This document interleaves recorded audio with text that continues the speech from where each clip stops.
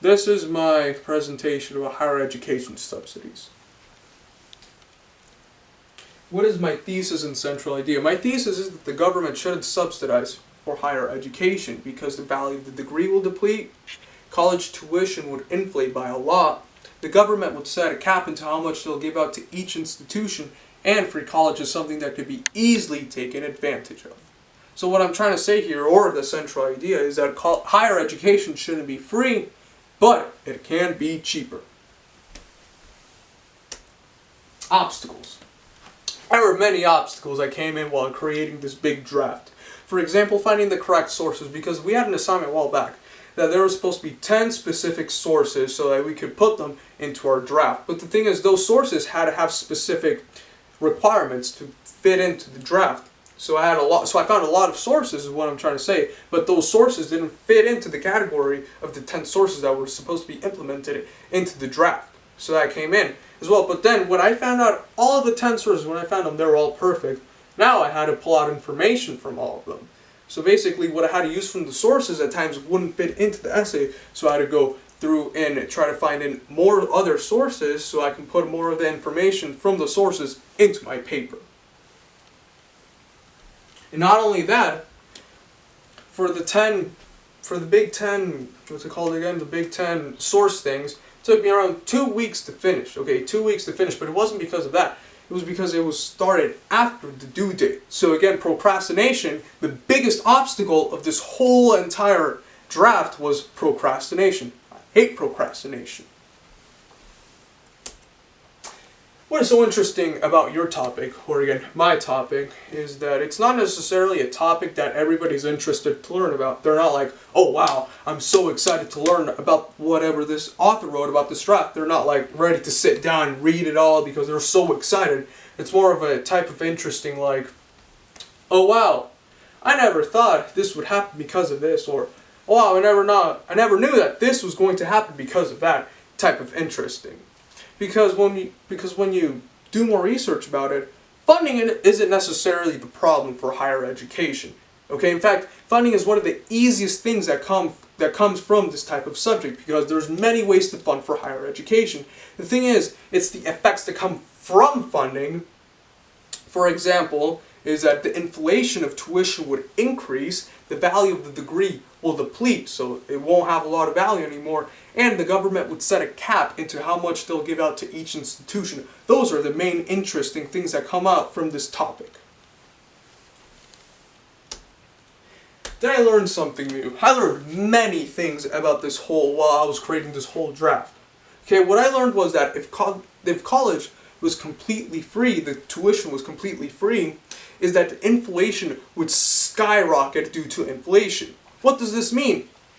What this means is that, well, we have to go back for a while back. So around 40 to 50 years ago, the demand for college wasn't as high as it is today until more jobs started requiring degrees. Then the demand for college started to increase. And because the demand of college started to increase, more subsidies were given to students with need of help for financial help. And because of this, it gave out the demand because more people now start to go to college because of the demand started to go up. And because of that, the colleges took advantage of this and started to increase the tuition. Okay? But what does this do? This is from the supply and demand. Because the demand of college starts to increase, the colleges increase the supply price, which again comes from the supply and demand theory. But what does this mean? Is that this is where the government starts to set a cap. Because one student alone, let's say it costs around $17,000 for just one tuition. Now multiply that average around the whole school or the whole institution, and that's like a huge amount of money. And now multiply that times the amount of students around that average, because some will have more and some will have less, around the whole country, and that is how much money the government would have to finance for those students for it, so that college could be completely free. And that is where the government sets a cap. And when this happens, the salaries of professors are cut. And not only that, the acceptance rate or the number of applicants from tuition has to be cut because the government isn't going to be paying for thousands of students for their tuition. They're going to be like, no, we have to pay less so that their funding could keep up. And because of this is where professors go to private institutions, because private institutions are controlled by the government, and since the good professors are gone, they'll be gone to good colleges. The students will be like, man, I want some good professors so I can get, a lot of good knowledge. So that means that the students would go into private institutions, and then they can do whatever they want with that money is basically what is going on. So that is not a good thing when higher education is subsidized for all. And as you see here, you can't really see it, but with the presentation that I sent you, you can see here that there is this graph. There is this big long red line, and that is the percentage of inflation that has occurred since 1978. Since 1978, the tuition inflation for higher education has increased to 1,272%. That is a lot of percentage inflation compared to new car inflation or medical care inflation, which has risen to 63% for medical care and 283% for new car, and that is all from 1978. So basically, college tuition has risen a lot due to inflation. Questions that I have. There weren't many questions that I have while creating this essay, or that I could think of, so I don't have any questions at all for this. What should the public be aware of? So the public should be aware of that back in the 80s, Britain did this, okay? Britain implemented free college, and it failed horribly, man. Like, it failed so bad that it just screwed over the government. So what did they do?